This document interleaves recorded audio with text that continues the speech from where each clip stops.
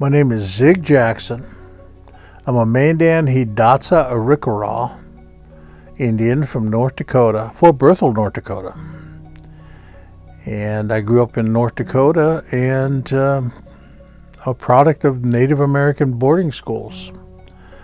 My primary education comes from St. Joe's Indian School in Chamberlain, South Dakota, home of poor little Indian boys and girls. That's what their motto was. And in my high school years, I went to school at Intermountain Indian School in Brigham City, Utah. And that's when I started to learn all the Native American tribes. I went to junior college in Muskogee, Oklahoma, at Bacone Junior College, an Indian college, and studied great art there. That's where the Bacone era came in.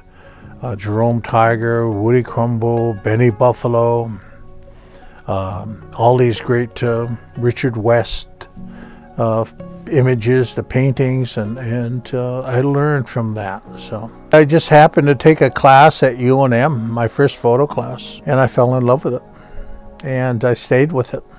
I just kept on enjoying it and taking photographs. I learned UNM was one of the top photo schools in the nation, but I didn't know that. I just took it because I loved it. And I was a lab monitor, and I had keys to the lab. And I would go in there at night and do my photography. Went on to the San Francisco Art Institute and studied with Perkle Jones, who was Ansel Adams' last assistant. I was his teaching assistant. And just to hear Perkle talk about people like Dorothea Lange and getting a chance to understand it, what they photographed back then. Perkle went and did the series of, he did the Black Panther movement in Oakland. And that's what opened up my eyes to photography. I had some great mentors. Jerry Bouchard, the great street photographer, I was a teaching assistant to him. So I was right at that great cusp.